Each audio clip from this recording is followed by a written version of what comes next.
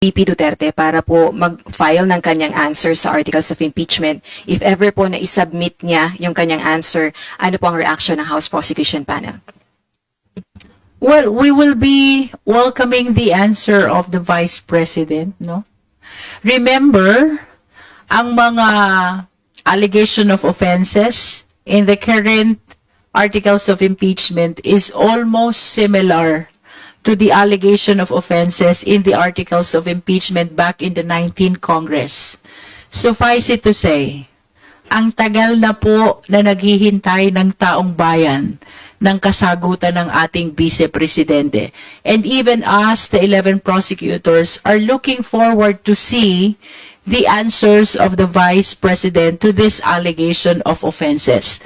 So for us, itong araw na ito, finally, makikita na natin ang kasagutan ng ating Vice Presidente.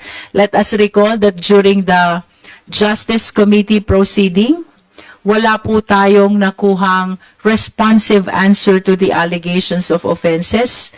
Those which were alleged in their answer are all constitutional issues which are still pending before the Supreme Court, no?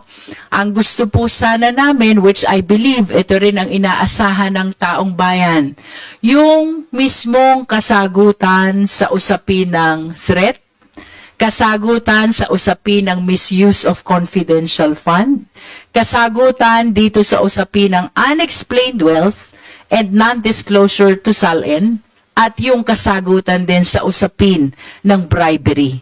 Ang gusto po sana natin, answer which respond directly, totoong tumutugon sa mga aligasyon na nilalaman ng articles of impeachment. And we believe na maging ang taong bayan ay matagal nang hinihintay ang kasagutan ng Vice Presidente. Alright.